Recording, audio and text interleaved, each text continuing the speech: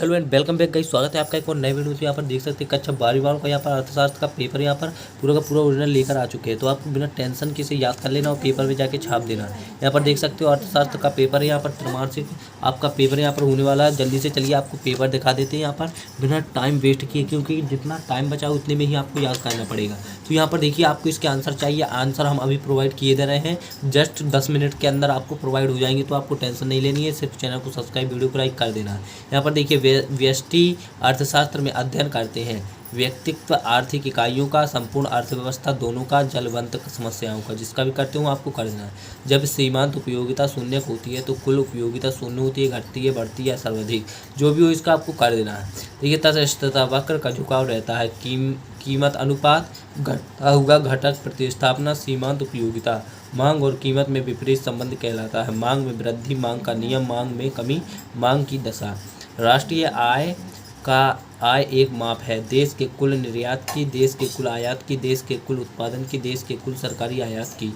बेरोजगारी की समस्या पर, मुद्रा प्रसार, समग्र मांग पर और यहाँ पर जूट उद्योग पर। तो जो भी हो यहाँ पर आपको कर देना, रिक्त स्थानों की पूर्ति कर देनी है आपको। यहाँ पर देखिए स्थिर लागत को डॉट डॉट लागत कहते हैं। कौन सी लागत कहते हैं? किसी वस्तु की औसत आगमन को ही डॉट डॉट कहा जाता है। पूर्ति वस्तु की वह मात्रा है जिसे एक निश्चित मूल्य पर बेचने का तत्पर है।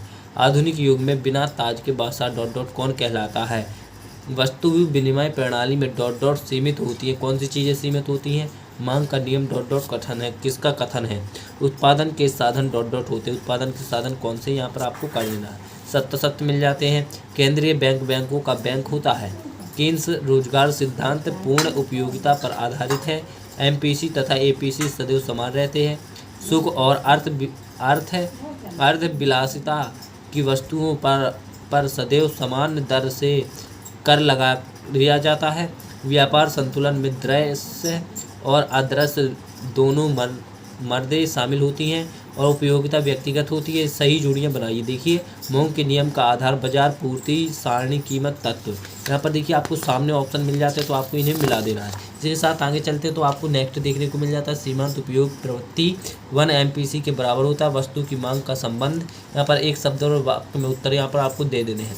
अल्पकाल में एक अधिकारी को कैसे लाभ की प्राप्ति होती है? उस बैंक का नाम जिसे पत्र मुद्रा निर्गमन का एक अधिकार प्राप्त होता है।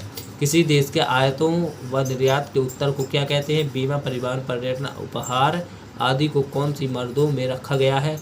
बाजार शक्तियों द्वारा निर्धारित विदेशी विनिमय दर क्या कहलाती है? उपयोगिता का मुख्य प्रकार है। यहाँ पर 6वां क्वेश्चन आपका स्टार्ट हो जाता है। अर्थव्यवस्था क्या है? अथवा में व्यष्टि अर्थव्यवस्था किसे कहते हैं? अर्थशास्त्र किसे कहते हैं?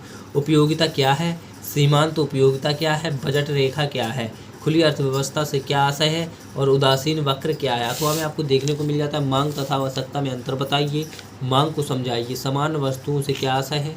समष्टि अर्थव्यवस्था क्या है? और मांग की लोच से क्या आशय है? 12वां अंडी मांग को समझाइए। कोई 4 प्रश्न हल कर सकते हो। यहाँ पर देखिए व्यष्टि अर्थव्यवस्था का महत्व बताइए और मांग की विशेषताएं लिखिए। मांग के नियम को समझाइए। पूंजीवादी अर्थव्यवस्था की विशेषताएं समझा सकते हैं। उत्पादन वक्र को समझाइए। व्यष्टि अर्थव्यवस्था की सीमाएं लिखिए और व्यष्टि समष्टि अर्थव्यवस्था में अंतर। कोई 4 प्रश्न हल कर सकते हो। उपयोगिता हार्स नियम को समझाइए। तो यहाँ पर अगला देखने को मिल जाता है आपको मांग के नियम के अपवाद बताइए। यहाँ पर अथवा में उपयोगिता की विशेषताएं, मांग को प्रभावित करने वाले तत्व लिखिए। मांग की लोच की श्रेणी को समझाइए। 18वां मांग की लोच को प्रभावित करने वाले तत्व बताइए। अथवा मिल जाता है समष्टि अर्थव्यवस्था की विशेषताएं बताइए। इस तरह से आपका पूरा का पूरा पेपर हमने समझा दिया। आई होप आपको पूरा का पूरा पेपर समझ में आ गया होगा। तो आपको चैनल को सब्सक्राइब कर लेना ताकि आगे के पेपर भी आपको प्रोवाइड हो सके। मिलते हैं नेक्स्ट वीडियो में। जय हिंद, जय भारत।